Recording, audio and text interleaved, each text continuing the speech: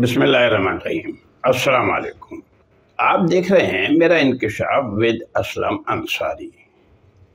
جناب علی، آج میں آپ کو حفیظ جالندھری اور مدنی صاحب کے درمیان ایک دلچسپ نوک جھونک کا احوال سناؤں گا۔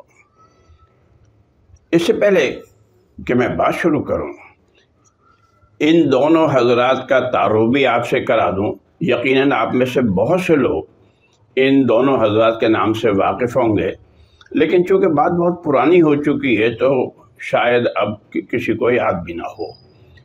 تو جناب علی، حفیظ جالندھری صاحب نے تو پاکستان کا قومی ترانہ لکھا ہے، پاک سرزمین شاد باد، اور اس کے ساتھ ہی ساتھ وہ ایک بڑے شاعر بھی تھے جنہوں نے شاہنامہ اسلام بھی لکھا ہے۔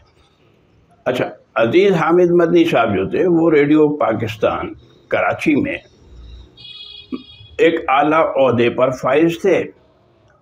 انگریزی ادب میں ایم اے کی ڈگری رکھتے تھے، اس کے علاوہ اردو میں شاعری بھی کرتے تھے۔ مدنی صاحب کی نظمیں، بنیادی طور پر وہ نظم گو شاعر تھے، لیکن ان کی غزلیں بھی بہت اچھی سمجھی جاتی تھیں اور مشاعروں میں وہ بہت پابندی سے شرکت کرتے تھے۔ اب ہوا یہ کہ جب پاکستان کا قومی ترانہ لکھا جانا تھا تو اس وقت ریڈیو پاکستان نے لوگوں سے یہ تجاویز طلب کی اور ان سے کہا کہ قومی ترانہ لکھنے والے اپنا ترانے جمع کرا دیں، اور اس کے بدلے اس کے صلے میں جس کا ترانہ منتخب ہو جائے گا اس کو 5000 روپے انعام دیا جائے گا۔ نتیجتاً بہت سے لوگوں نے اپنے ترانے لکھے اور جمع کرا دیے۔ اس میں سلیکشن کمیٹی نے حفیظ جالندھری صاحب کا ترانہ اپروو کر دیا۔ اب ایک دن حفیظ جالندھری نے مدنی صاحب پر طنز کرتے ہوئے کہا کہ مدنی صاحب دیکھیے، میرا ترانہ تو ہو گیا منظور اور آپ کا رہ گیا۔ تو مدنی صاحب نے ان سے کہا کہ بھائی حفیظ صاحب، آپ نے بات ہی ایسی کی ہے جس کا میرے پاس کوئی جواب نہیں ہے۔ انہوں نے کہا ہاں، ہو بھی نہیں سکتا کہ نہیں، اصل میں بات یہ ہے کہ آپ میرا ہاتھ موڑیں گے، میں آپ کا ہاتھ موڑ دوں گا، آپ میرا کان پکڑیں گے، میں آپ کا کان پکڑ لوں گا، لیکن آپ نے تو میرے دماغ پر حملہ کیا ہے، تو اب میں کیا کروں؟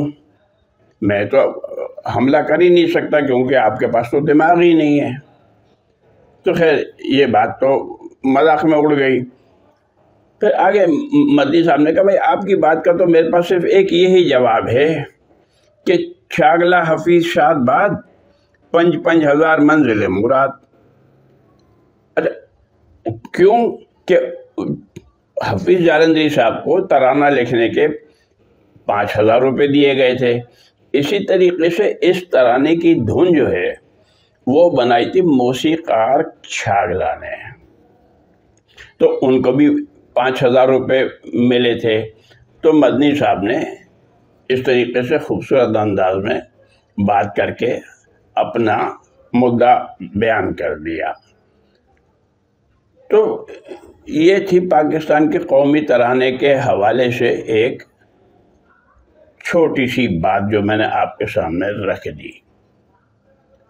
اب آج خیال آتا ہے کہ ہمارے تو بہت سے رہنماؤں کو قومی ترانہ یاد نہیں ہے، اور ان کو اگر زیادہ سے زیادہ شاید ان کا کنسنٹریشن ہو تو یہی ہو کہ قوم ملک سلطنت پائندہ تابندہ باد، شاد باد منزل مراد۔ قوم ملک اور سلطنت مل گئی، اب خوش رہو، منزل مراد تو مل چکی ہے۔ تو جناب، یہ تھی چھوٹی سی بات۔ ویڈیو اگر اچھی لگی ہو تو اس کو لائک اور سبسکرائب کر دیں، شیئر کر دیں۔ انشاءاللہ اگلے پروگرام تک کے لیے اللہ حافظ۔